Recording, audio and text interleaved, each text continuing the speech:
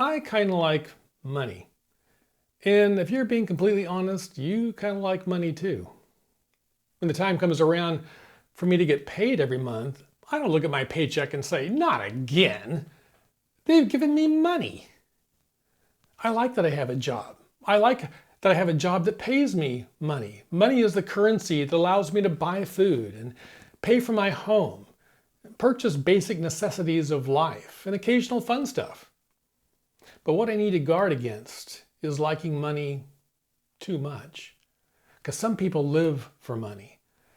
And the pursuit of more money is just the driving force in their lives. Well, money is not bad, but the love of money is. 1 Timothy 6:10 says, "For the love of money is the root of all kinds of evil." So we have to be careful not to get carried away by making money our main goal in life. In James' letter, he addressed some people who did that very thing. They just loved money. They lived for money. They enjoyed a luxurious lifestyle that was bought with their money. But to get their money, they abused others. They were getting very rich by oppressing the very poor. And so their priorities were all messed up. Instead of loving people and using money, they loved money and used people. James 5, verse 1. "Now listen, you rich people, weep and wail because of the misery that is coming on you. Your wealth has rotted, and moths have eaten your clothes. Your gold and silver are corroded. Their corrosion will testify against you and eat your flesh like fire. You have hoarded wealth in the last days. Look, the wages you failed to pay the workers who mowed your fields are crying out against you. The cries of the harvesters have reached the ears of the Lord Almighty. You have lived on earth in luxury and self-indulgence. You have fattened yourself in a day of slaughter. You have condemned and murdered the innocent one who was not opposing you."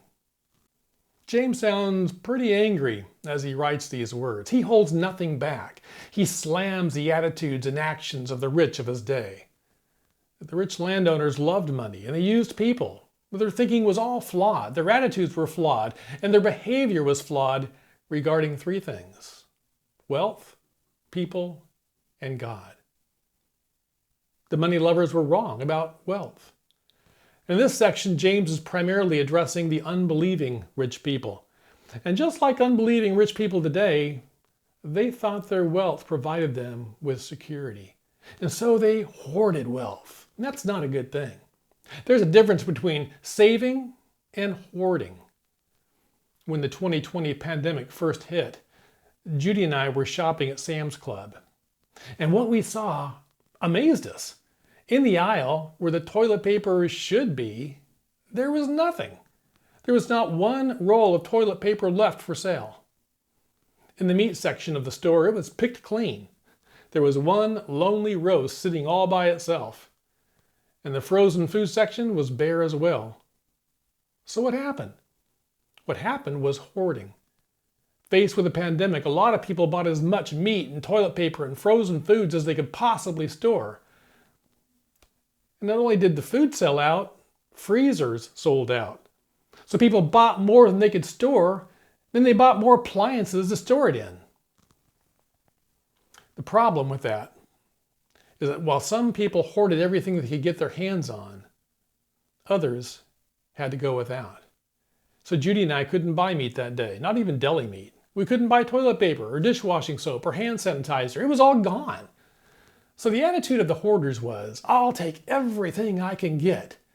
And if others go without, that's tough. And that was kind of the same attitude that the rich people in James' day had. They amassed tremendous personal wealth, but didn't care at all about those who had nothing.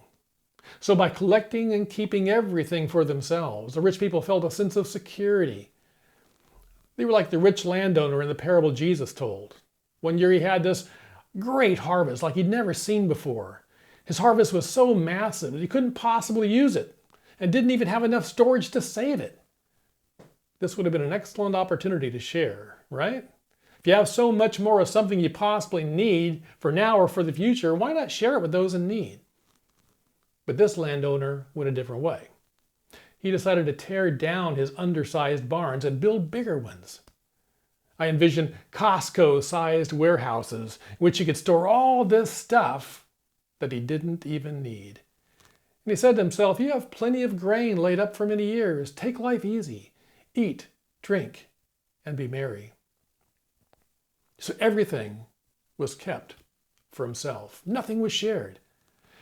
And he thought that all this stuff that he stored up in these massive barns would put him on easy street for the rest of his life. In his stuff, he found security. And such was the picture of the selfish people in James' day. They flaunted their wealth, living in luxury and self-indulgence. If they were in today's world, they'd be buying huge mansions and dining at exclusive restaurants and driving outrageously expensive cars and spending the rest of their money on things they really didn't need, yachts and jets and personal attendants and whatever. And they wore fancy clothes.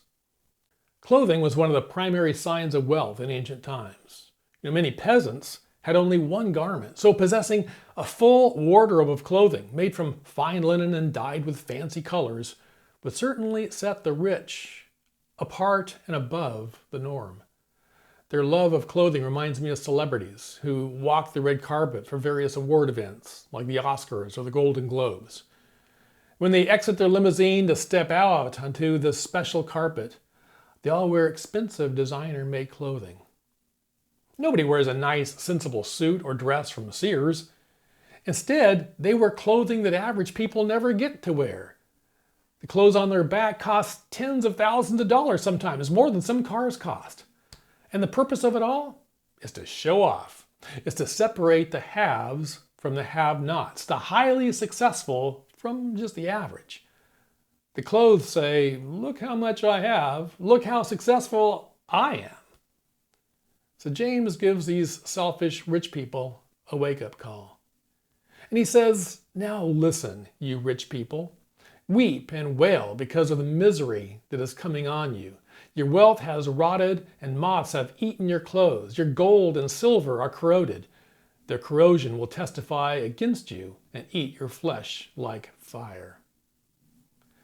In the agrarian culture in which they lived, there were three standards of wealth: harvested grain, clothing, and precious metals and jewels.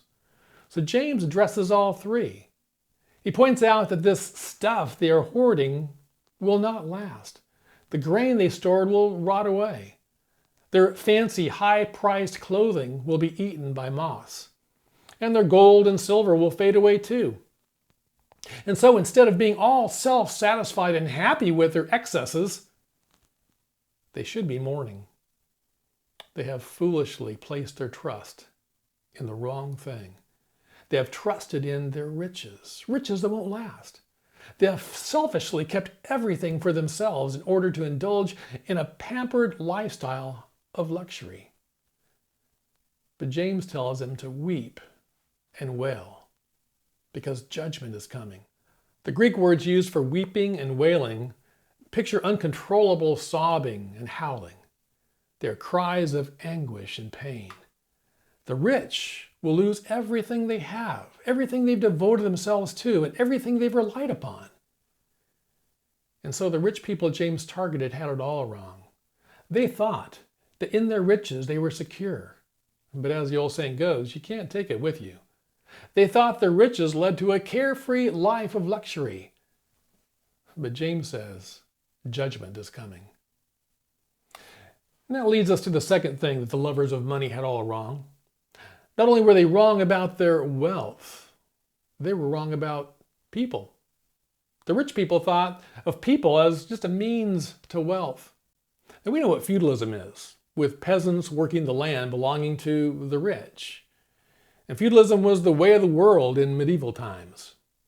However, a form of it existed in Bible times as well. And throughout most of the rural areas of the Roman Empire, rich people owned land and poor people worked on it. And we remember that James is writing to Christians spread around the Roman Empire because of persecution. So, for the wealthy landowners, the poor who worked their land were a means for them to prosper. The poor were not always treated decently or with respect. So James says the wages you fail to pay the workers who mowed your fields are crying out against you. The poor workers didn't have big bank accounts. They generally worked a day in the fields and would be paid at the end of that same day. They lived right on the verge of starvation. Today's wages bought tomorrow's food. And if a worker did not receive his pay, his whole family went hungry. If the owner refused to pay, there was nothing the worker could do. They had no friends in high places. They had no money to take the landowners to court. And no doubt, some died because of starvation or lack of pay, while the wealthy landowner lived a pampered life of luxury. So James said, "You have condemned and murdered the innocent one who was not opposing you." Now the rich landowners didn't go out into the fields and kill the workers with machetes. They didn't go out and put out a contract on certain farmers they didn't really like. But they did kill them by withholding their wages, which caused some to starve. They had the means to pay, but if they felt like not paying their workers, they just didn't. And they knew that the workers couldn't oppose them, so they felt untouchable. So knowing the devastation that withholding pay would cause the workers and their families, they did it anyway. And such behavior towards the poor demonstrates their attitude that they were better than the poor. An area in American life where I see a class structure is in flight travel. They even call the different tiers of passengers classes. There's first class and business class and economy class. I always fly economy class because I can't afford first class. Economy class is always crowded as the airlines cram as many seats as possible into that section of the plane. More people means more profit after all. Now I've seen the seats in first class. Usually the airlines seat the first class passengers. And then they have all the poor economy class passengers kind of parade by them. And as we walk by, the first classers are settling into their oversized, comfy chairs and sipping on their pre-flight glass of wine. They're simply treated better. They have better food, and better service, and wider seats, and more legroom. There's this curtain that separates the first class section from the economy section, where the ordinary people sit. And the regular people aren't welcome in first class. It's not for them. And if one wanders into that area, they're quickly chastised and told to return where they belong. So those with more wealth can travel in style and luxury. But if they're not careful, they can begin to believe a lie about themselves, that they're of greater worth than the common people.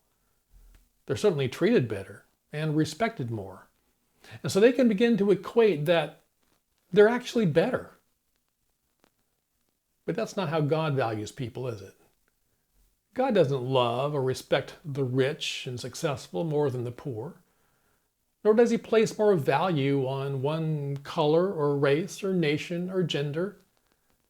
God does not judge us by where we live or what we look like or how much money we have in the bank. God judges us by what's in our heart. Well, finally, the money lovers were wrong about God. Because the rich people thought that God didn't know what they were doing. The rich landowners abused the poor workers on their estates, disrespecting them, refusing to pay them. I'm sure they had the attitude that what I do with my money is my own business. How I treat people working on my land is my own business. And so they continued their evil ways, evidently thinking that there was no God to which they were accountable. Or if God did exist, he wasn't aware of what was going on. But God did know what was going on. James says the cries of the harvesters have reached the ears of the Lord Almighty. God was fully aware of the sinful ways that these people lived and the horrible ways they treated other people. And they were going to be held accountable for their abusive attitudes and behavior. And just as certainly God fully knows what's going on in today's world as well. He knows about the abuse and injustices that occur in our nation and all around the world. And he knows my sinful attitudes and behavior too. He knows. Adam and Eve couldn't hide from God when they sinned in the garden, even though they tried to hide from him. And the rich landowners couldn't hide from God when they abused the poor workers. And we can't hide from God either when we indulge in sinful or selfish ways. The rich people thought that God didn't care what they were doing. But James speaks of a coming judgment. He says, "You have fattened yourselves in the day of slaughter." Now, when rich people held a feast, they and their guests would eat a lot of meat. Once an animal was slaughtered, as much as possible was eaten all at once, because it could only be preserved by drying and salting. And so they would gorge themselves on meat at their feasts. By contrast, meat wasn't a regular part of the poor person's diet at all. So the picture here is of the rich eating a Thanksgiving-sized meal, just pigging out on an enormous amount of fine food. But while they stuffed themselves on fancy food, the poor went hungry. But the irony is that the rich perceive their overindulgence as a good thing, as a sign of affluence. They even believed that their riches were proof that God was blessing them. But James sets them straight. Their overindulgence isn't an indication of God's blessing at all. It's more of a picture of them as cattle being fattened for the day of their own slaughter. And James wrote his letter somewhere between AD 45 and 50. And in AD 70, not many years after this letter was written, the Roman army utterly destroyed the city of Jerusalem. And all the Jews of that city died, together with their wealth. And so James' prophecy came true much quicker than anyone thought. Now, there are certainly times to celebrate extravagantly. Times such as birthday parties and weddings and anniversaries. In the story of the prodigal son, his dad threw a huge celebration when the prodigal finally returned. It was a day of celebration and extravagance. And weddings in Bible times were pretty extravagant too, with singing and dancing and feasting. And often the guests returned the day after the wedding as the celebration continued with another banquet. But there are those who live an extravagant party life every day, expecting only the finest that life can offer and settling for nothing less. And that's not a Christian life. And some shyster preachers proclaim a prosperity gospel, but that's not the life Jesus lived, nor is it the life he calls us to. God calls us not to a life of luxury, but a life of love. Not a life of hoarding, but a life of helping. And that was the problem with the rich people that James addressed. It wasn't that they were rich. It was that they cared so much about their wealth that they didn't care about anything else. They loved money, but used and abused people. They'd lived this party lifestyle while their workers starved to death. Jesus once said, "Where your treasure is, there your heart will be also." And do you know what Jesus treasured the most? Two things: God and others. He loved God with all his heart, and he loved people so much that he willingly died for the sins of the world. So what do you treasure? What do you pursue? What do you value? If we are to be like Christ, we've got to put God first and people next. Jesus taught us to love the Lord your God with all your heart and with all your soul and with all your mind, and to love your neighbor as yourself. So when it comes to people, we've got to love them and value them and care for them, no matter where they live or what color they are or how much money they have. Loving people was at the heart of Christ's mission, and loving people should be what we're all about as well.